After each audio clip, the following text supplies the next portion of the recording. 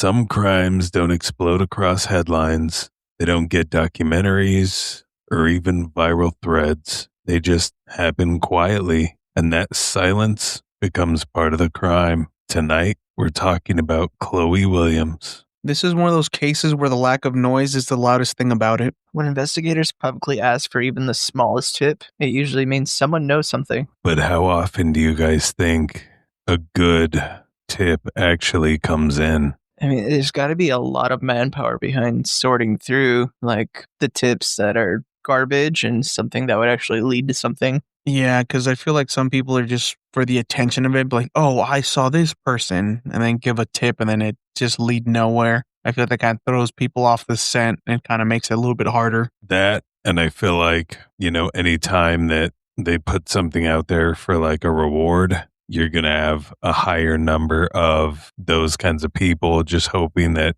their guess of whatever they think they saw might help and lead to them getting money. Extremely. And a lot of times eyewitness statements are not reliable at all. So anybody just flooding information for the sake of having something to say and some input would not be very credible. Yeah, pretty much. And sadly enough, I'm sure it happens way too damn often, and then the real leads get lost in all the fucking noise. But when it comes to Chloe Williams, she was 23 years old, and her friends would describe her as outgoing, independent, and very close to her family. Now, she lived in Orangeburg County, South Carolina, which I have never fucking heard of. It is an area with long rural stretches and limited surveillance. Which I feel like that makes the cases even harder. Just like rural cases in general have fewer cameras and fewer witnesses. So I feel like that kind of ramps up the difficulty of trying to solve it. Yeah, and unfortunately, these kinds of cases rely heavily on people coming forward because there is less surveillance and less communication between people. So it could definitely up the difficulty trying to get leads straightened out. Yeah, we live in a very, very technologically heavy fucking era. Like everything is all, oh, was there a doorbell camera around? Was there a cell phone video around? Was there a security camera around? Was there a fucking Apache helicopter flying above? Was our spy satellites in the right area at the right time? Like there's all these different ways of gathering information in most major cities that no one that's never been in those kinds of areas would understand how it is. I think about that quite a bit, actually. And when you think about how people are constantly on about this is like the most dangerous time to be alive, and how people are thinking it's always the end of the world, like every other year some big thing happens, but it's not the case. I don't think that we are really any different than it was a couple decades back, because what it really boils down to is the saturation. We have the ability to view and the ability to communicate so much more heavily than people did, half a century ago. So we're exposed to it a lot more. It's, I don't know, man. With the way things are today, I mean, I would like to blame a lot of stuff on technology, but I feel like, yes, that is a big part of the problem. But another part is the shit that's being put out there. And I've mentioned this before, and I will say it again. Everything that you see pop up on the news when it comes to someone getting on the news for the wrong reasons just makes people look at that and go, that's all I have to do to get my 10 minutes of fame that I've been wanting to get famous, to have it where maybe they'll attempt to make a book about me or some shit, a movie, show, whatever. Like they see that that's all the kind of shit we're going to show, then that's all we're going to see. That is a really good counterpoint. I will give you that. Yeah, it's a fucked up world, but I don't know if you guys have ever really lived in a rural area, but I did, and it was roughly an hour in any direction to get to some sort of actual town. We had a gun and grocery store, a gas station, and a tiny school. Yikes. Jeez, dude. Oh, what happens in the cornfield stays in the cornfield. Yeah, that's real, like, start a fucking intro of a scary movie right there. Yeah, it was very, very much out there. So if trouble happens, chances are it's going to take a while to get to you. So with this one, Chloe was reported missing back in February of 2024. Now, details of her last known movements have not been publicly released yet, and she had stopped responding to messages, and concern escalated quickly. So in case like these, early information matters. Something that felt small then might matter now. Memory fades, but patterns definitely do not. And that's why I tell everybody, always be aware of your surroundings. Like me, let me sound crazy. That's fine. I don't really care. But wherever I sit, I have my eyes on doors. I have my eyes on the people around me. I have my eyes on their hands, watching what they're doing. Like I'm just always paying attention. Even when I'm driving, I look in all the different mirrors at random points throughout my travels just to make sure nothing's going to happen. Yeah, for sure.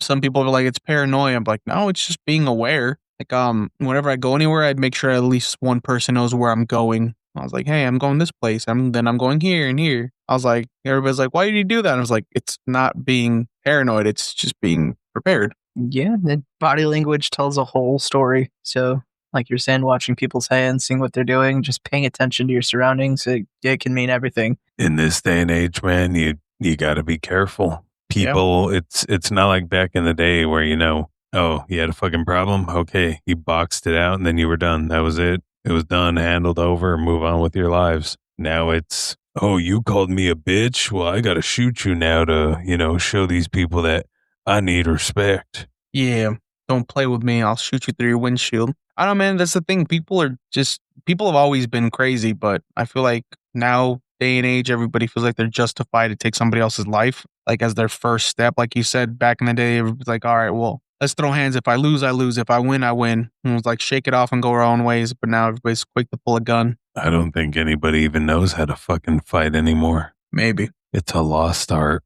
But there was a discovery on March 13th, 2025. Human remains were found off South Carolina Highway 4. Now, the area was rural, not a place easily discovered by accident. So that location raised questions immediately. Someone knew where that spot was. Oh, yeah. In areas like that, you don't just wander into those type of roads or those type of back roads. You have to be going there for a reason. Yeah, especially if it's just off the side of a highway. It's like, what are the chances you randomly get out of your car and just start walking? Oh, yeah, no. They're trying to avoid LEO. Now, for the cause of death, an autopsy confirmed that Chloe Williams had died from a gunshot wound, and the case was officially ruled a homicide. And that's all because the classification matters. That was intentional violence. And yet, to this day, no arrest has been made on the case. Which is insane. I mean, think about how long this has been going on. I mean, she was reported missing in February of 2024. So that's almost 2 years ago. It took almost a whole year for the body to be found. And then they ruled it a murder. So I feel like more digging should have been done into this. Yeah, I think it definitely does. And that's where we come in. We're trying to get stuff like this that might not be garnering a lot of attention out there and trying to get it some attention. Yeah, because at the end of the day, someone somewhere knows something. Yeah, and that's why in January of 2026, investigators renewed their public call for help.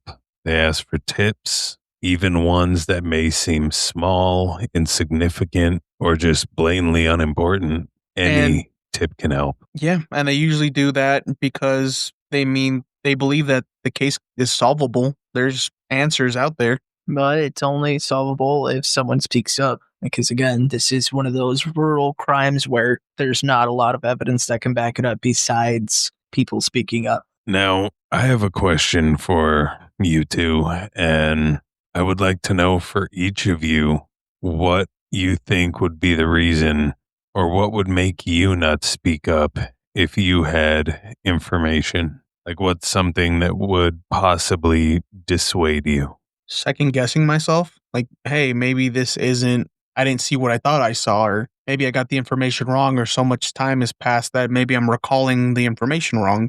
I feel torn about it because when it is like a rural situation like this where It's tiny town. Everybody knows everybody. There's either somebody hiding something or it's just a complete dead lead where it was somebody that was passing through the little town and did something bad and moved on and forgot about it. So nobody would know anybody. There'd be no connections to be made. So I don't know. The only reason I wouldn't speak out in this situation is if I was nefariously involved. You know, it's such a tragedy. And in these little communities, a loss of one person is a really heavy impact. No, it really is. And that's why when it comes to any cases like these, they often involve delayed discoveries because of, it being far out rural disposal sites. And then on top of that, you have limited physical evidence because by the time anything is discovered, so much time has gone on. Your chances are you're not going to see footprints, tire tracks, anything like that. And any possible DNA that would have been there is fucking buried and gone. Which makes community information critical and stuff like this. Everybody knowing everybody having a hand in each other's business. Any information could make or break it. Yeah, and like you said, in just such a small rural place, someone heard something, someone noticed something. That's just the skinny of it. There's got to be something to it.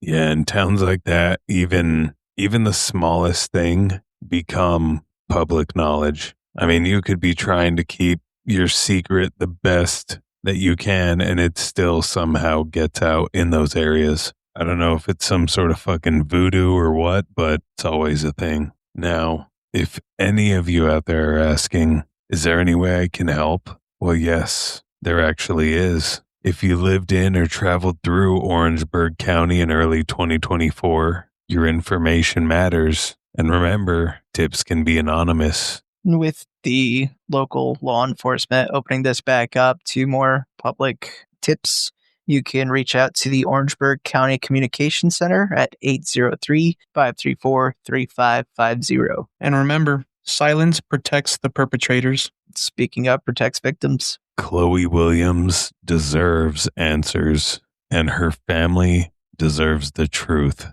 But this has been Tales from Helheim. And remember, if you know something, say something. Ah.